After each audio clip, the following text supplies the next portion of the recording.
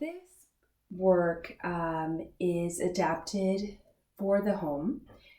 What you would need is a flat tray, no more than 1/2 inch high. You can use an old cookie sheet, baking sheet, and I got this tray from the dollar store. And then this is simply just a crocheted piece of yarn. I mean, I crocheted it just so long ago. And maybe a little bowl or a little tray for it. And then some sand, preferably, but if you don't have sand, that's fine. You could just go outside and get some dirt. You want the dirt to be dry so that when the child writes in it, it leaves a mark and then they could shake it out. And then the other important thing that you don't have in the classroom are sandpaper letters. So what you can use is this wonderful book all around the world from A to Z, recommended to me from a parent, and I've had this for many years. It takes through the alphabet, and on every left side of the page, it has the sandpaper letter in sandpaper. So when the child is off the line, it's a little bit of a control of error. He knows, oh, it's smooth. Let me head back to the letter. The thing I don't like about it is that there is no lead in. So it's a little different from how we have it in the classroom.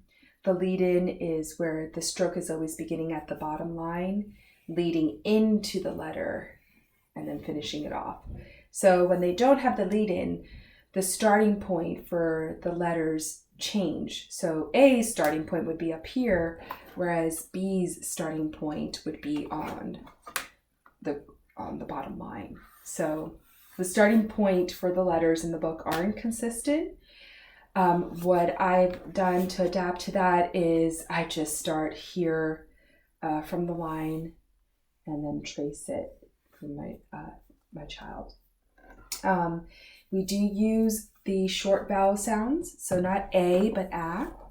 And I'm going to take you through a typical lesson, or a short, quick one. Remember, you don't have to show all the letters to your child in one sitting. You can first take this through the entire book and just simply feeling it and saying, acrobats. And then possibly pointing out, oh, that's from the continent of Asia. So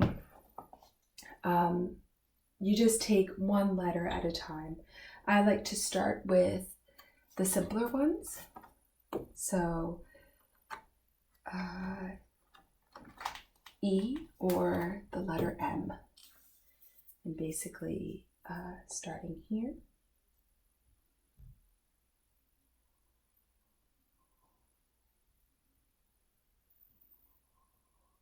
E.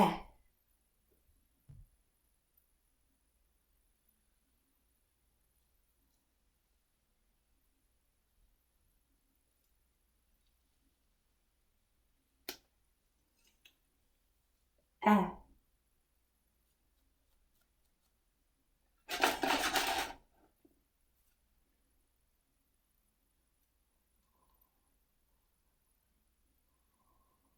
E.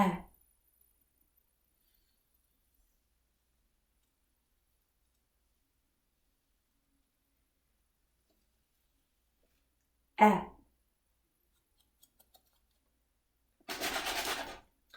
And I stop when the child shows me he wants to do it. If he's still watching, then I keep going.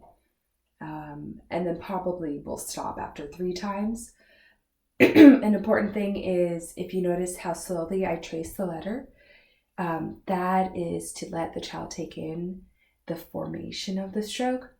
And I didn't say the sound of the letter until it characteristically became that letter. So around here, eh. So when you have ah, for instance, I would say ah at this point. Ah. You also want to make sure that they know what means, because we don't want them just creating the stroke, but to give it some context. Edgar, or elephant. Elbow. Can you think of words that start with a? Now, this work is usually introduced once they're pretty good at the sound games and hearing that first sound. I hope you enjoyed the video. Thank you.